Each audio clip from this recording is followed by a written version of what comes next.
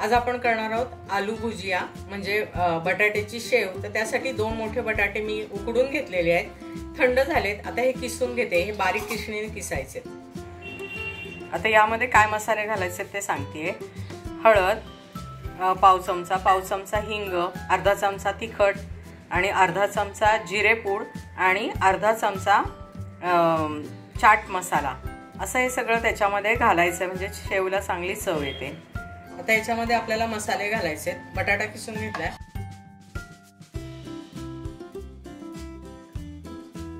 याच्यामध्ये चवीप्रमाणे मीठ घालायचं,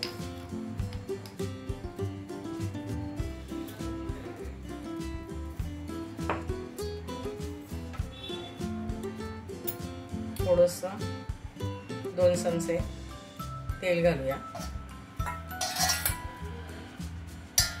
आता हे सगळं मसाले मिक्स करायचे आणि 1 वाटी बेसन घेतले आपण।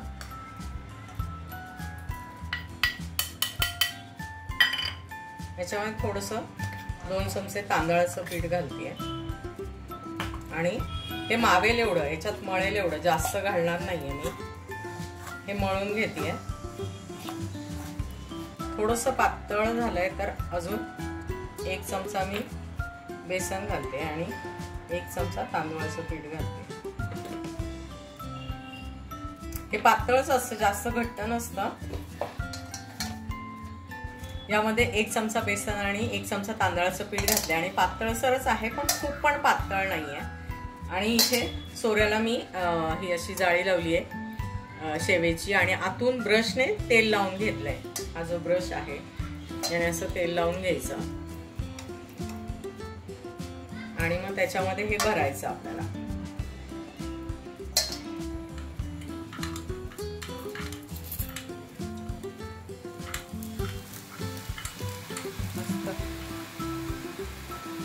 हे मोठ्याच गॅसवरती केलंय, याचे गुडगुडे कमी झाले की पलटी करायची आपल्याला।